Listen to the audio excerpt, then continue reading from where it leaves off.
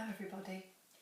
I've been looking at different collections that you can find in your home that you don't have to go out and buy, that you can use to do activities with under fives, but also perhaps with older children who are developing their language and their skill.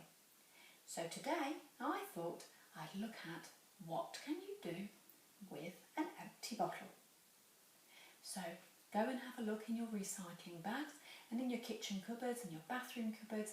Get all the bottles you can, safe ones perhaps not glass, and put them on the floor or on the table and just let your children explore them. They can take the lids off, they can put the lids on, and little children will do that for a really long time. They might need your help because some of the bottle lids might be a bit difficult, but they will enjoy just taking them off and putting them on. Now I've already put these in order, so one of the things you can do, like you can with a lot of objects, is look at the size. You can find all the big bottles, you can find all the little bottles, and as that moves forward you can find all the tall bottles, all the short bottles, and then you can put them in order, in height order. You can start with the tallest one, and then what's a bit shorter than that one, what's a bit shorter, until you've got the shortest bottle.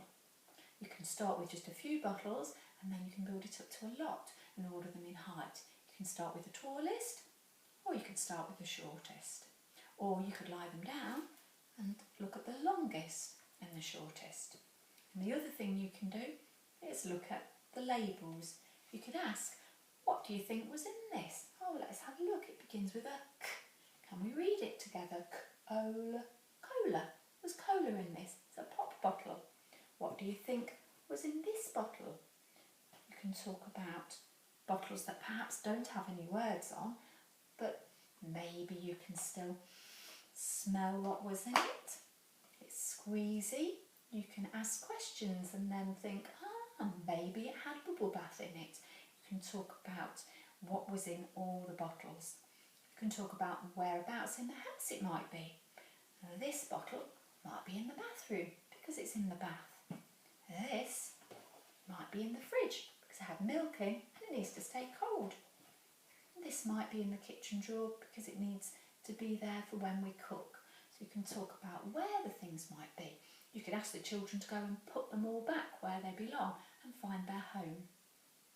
Now the other really good thing about bottles usually is that they have lids, and the lids come off and the lids go back on again. Now this is a really good skill for developing shoulder muscles, elbow muscles, wrist muscles and finger muscles, and it's really good to help develop their handwriting.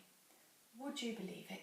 Taking bottle lids off and putting them on again can help with handwriting because it develops all these muscles right down to the tiniest muscles in their fingers, and that helps them to hold the pencil correctly and form all those shapes they need to when they write. So it's a really good pre-writing skill, and that this will help. So the other thing you can do then is take the bottle lids off and on. You can find all the red lids. You can find all the blue lids. You could find any funny, unusual lids. And the good thing about bottles as well is some twist, some don't. So you could twist it on quite hard for some children if they're managing. So they really have to twist and use all their muscles to try and open that bottle. And it's good to have a range, so you can have bottle lids that come off and on that don't twist, but click. So they have to find a different way of opening. They have to work it out. And also, again, if you make it quite difficult to get off, the children have to really try hard to pull, and they're using all the different muscles to get the lid off. So the other good thing that you can do is you can have a race. So this is good to look at time. So you can take all the lids off the bottles, like this, take them all off, put them all down,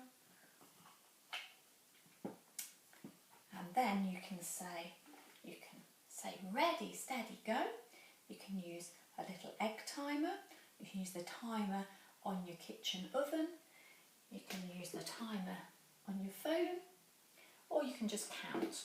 You can say, right, you've got 1 minute, 2 minutes, ready, steady, go, and the children have got to find all the right bits. So, 1. Where does it go? Does it go over here? It doesn't fit. It's not that one. Yes, that's the right one. Where does this one go? Does it go onto this bottle? Oh, nearly, but no, it doesn't fit. Where is it? It fits onto this one. Yeah! Finish. So you can have a competition. You could see who could do the most, who could get more on. You could work against the clock. You could take it in turns. You could take it in turns with brothers or sisters or granny or mum. So there's lots of things you can do. You can make it a shorter time and see if they can beat their own score. Okay, lots of things you can do. The other thing you can do is have a game of Skittles. You can line them up. If you've got an old sock, throw the sock, rolled up sock, throw it, knock them down. See how many you can knock down and count them. Okay, go and have some fun with a few bottles. Oops. Okay, bye bye.